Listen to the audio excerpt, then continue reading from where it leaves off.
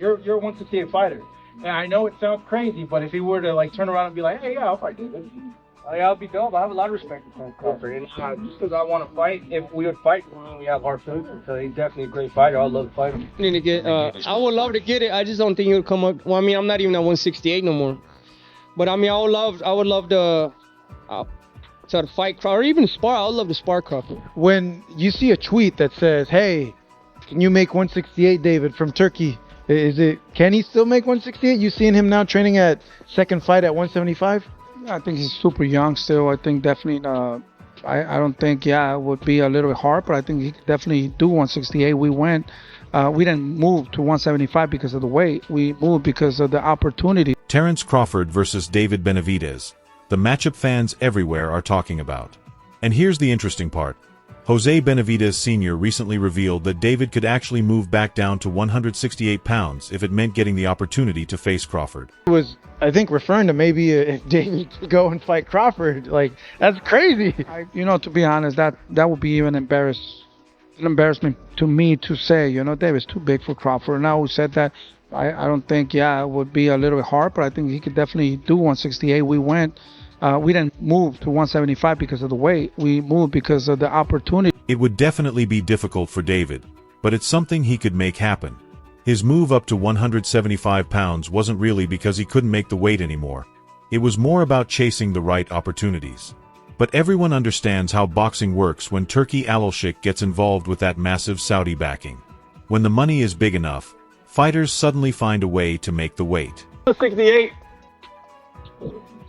To be honest with you, man, let Terence Crawford live. That's his weight class. I lost interest in 168 a long time ago. I mean, I know that we could get offered a lot of money to go down to 168, but I'm more comfortable at 170. And in fact, Turki Alashik himself even posted that David could still return to 168 pounds.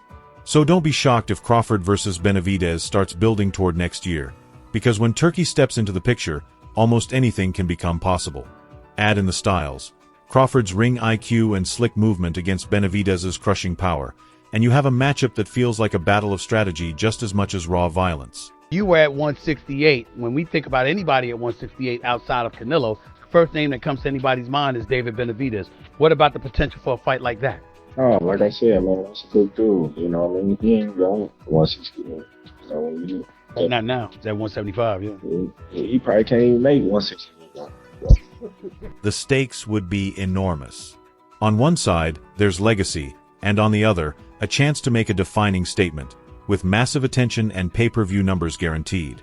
If promoters manage to put this deal together, expect intense training camps, careful weight preparation, and a fight night that no boxing fan would want to miss.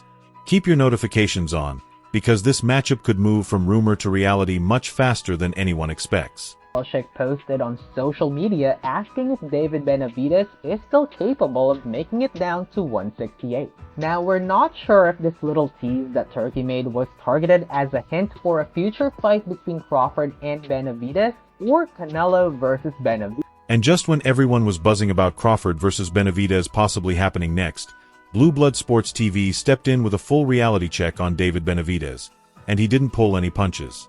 He basically said, "Hold up, champ. You can't call Crawford an opportunist when you were the one chasing that same Canelo fight." And he's spot on. You can't rewrite history just because the spotlight skipped past you by a fraction.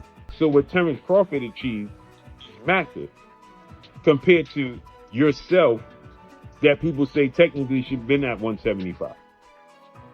So you cannot discredit Terence Crawford and say he's an opportunist, because this is the same version of Canelo Alvarez that you wanted to fight. And you would have wanted to get all the credit in the world for beating this Canelo, and you wouldn't have wanted to hear people talk about you as an opportunist and you fought a version of Canelo Alvarez that was washed up. Benavidez spent years chasing Canelo, jumping through divisions like he was tracking a Pokemon. And now that Crawford finally lands the win, suddenly it's, oh, that version of Canelo wasn't prime. Come on, that's like refusing the cake after someone else already ate it. And look, I get it. Benavidez absolutely deserved that fight years ago. The WBC politics definitely worked against him, no question. But trying to discredit Crawford now, that's just pure emotional cardio. Don't discredit Terence Crawford's victory. That's nasty work, bro. And you one of my guys, you know that. And shouts out to your father and your brother. Don't let these people put batteries in your back for you to discredit Terence Crawford's victory. Don't let it happen, bro. We know a disservice was done to you. We know you should have been got the Canelo Alvarez fight. We already know that. But don't say this was a washed-up version of Canelo Alvarez, because you would have accepted the same fight and wanted all the credit. The truth is, Crawford had the courage nobody else showed. He moved up 21 pounds to face a fighter that everyone else was too scared to step in against. And if David Benavidez is seriously planning to drop back down to 168 to fight Crawford, that's bold. I respect the guts it takes. But until that bell rings, let's not forget that Crawford just rewrote the rules of boxing. Love him or hate him, he made history. The only thing opportunistic about it was his flawless timing that made everyone else look small in comparison. So you would have fought the same version of Canelo Alvarez and expected all the credit in the world. So you can't discredit Terence Crawford and say his fight and beating him was opportunist. And just when we thought the Crawford versus Benavidez saga was heating up, boom, here comes a new twist. Word is, Team Crawford is claiming that Bud wants $100 million for his next fight. Yep, you heard that right. $100 million. That's not just a purse, that's a Powerball jackpot. We all love Bud, but at that price, he might as well be fighting Thanos, because unless Turkey Alashik starts printing money in Riyadh, who's actually signing that check? First, I'm going to start off with what Bernie of Team Crawford said, right? He says, quote, I think Terence Crawford is done. If it ain't $100 million to go down and fight those guys like Janabek, Edislandi Lara, and Carlos Adames, let them guys do all the hard work. $100 million? Did you think you got Kelsey Grammer? Chelsea Kick? Yeah. But let's be real, this move is basically Crawford saying, I've conquered boxing. Now pay me like a legend. And I get it. Crawford just dismantled Canelo, made him look like he was buffering in 4K. Naturally, he feels untouchable. But when you start throwing out names like Janbek and Carlos Adams with a $100 million price tag, that's no longer boxing. It's premium fantasy mode. Still, you have to respect the confidence. Bud's basically saying, if I step back in that ring, it's either generational money or I'm enjoying generational wealth. And honestly, you can't even be mad at that. He's earned his spot. He's earned his price. Now it's up to the boxing world to see if anyone can actually meet it. Now, I'm not mad at it. Crawford's team, they want $100 million. Crawford needs $100 million to perform or to get back in the ring, or he might retire. Then, in my opinion, if that is your real asking price, you might have to retire, because no one needs to see a Canelo rematch. And fights like Lara, Janabek, and Adamas. Alright, so right after Crawford dropped that $100 million bomb, he went full story mode about how the whole Canelo fight idea even came together. And this part is wild. It wasn't some random money grab. It was Bill Haney. Yeah, Devin's dad literally planted the Canelo seed before Crawford even stepped in against Spence. Picture this, Crawford's in the gym, and Bill strolls up like, forget Spence, bud. Go after Canelo. And Crawford's thinking, man, that dude's huge. Fast forward a bit, he sizes him up again and goes, wait, we're the same height. That's when the light bulb clicks. Bro, for real? I thought this was after. No, this was before. Crawford Spence won. He said, man, don't even stop chasing Errol Spence. He was like, man, the guy to focus and chase is Canelo. Really? He was like, man, you can beat him. He was like, man, Spence, Canelo. And like every time I see him, he'd be like, Canelo, Canelo. And honestly, that's the brilliance of Crawford. He doesn't act on ego, he acts on belief. The guy actually broke down Canelo's game like he was writing a thesis for a championship.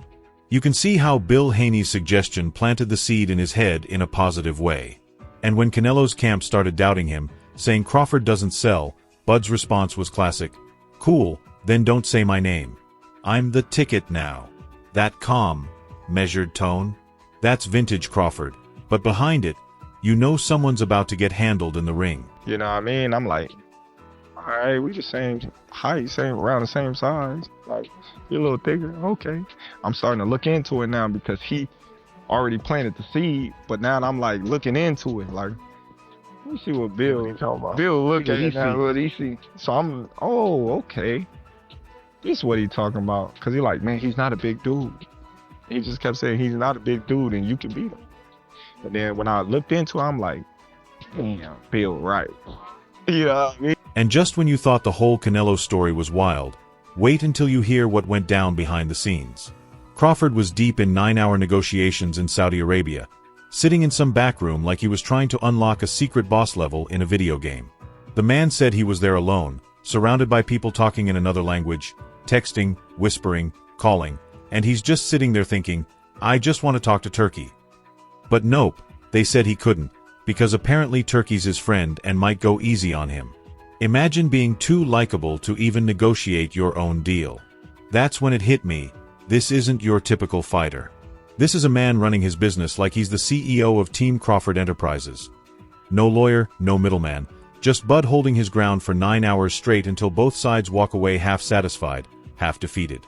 They brought me in there, then we went to the little back room, and we was there for like 9 hours, going back and forth. Dang.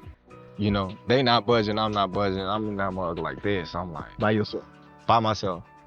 They like, they calling Turkey. He's not.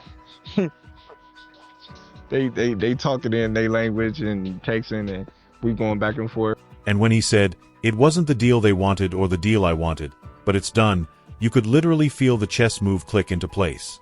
This wasn't just about locking in a fight, it was about securing a legacy clause. And let's be real, when people say Crawford did it just for the money, stop. Bud straight up said, who's fighting for free?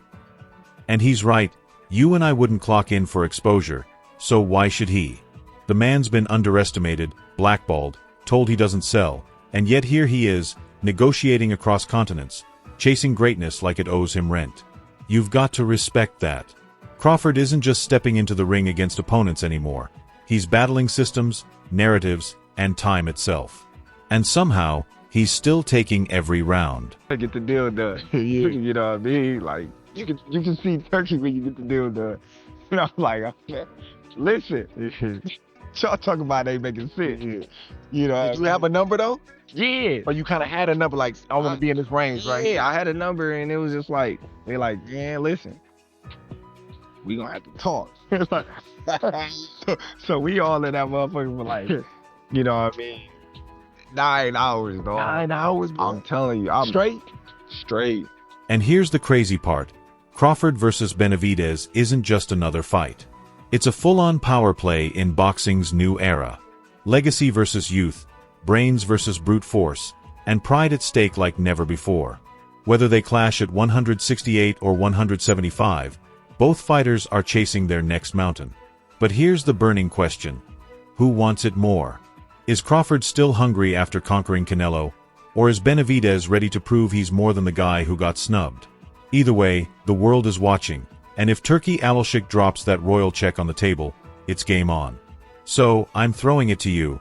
Who takes this one? The slick technician or the unstoppable monster? Drop your thoughts in the comments. Let's get this debate going. And don't forget to like, share, and subscribe to Boxing Headquarters. We've got more heat coming your way soon. Catch you in the next one.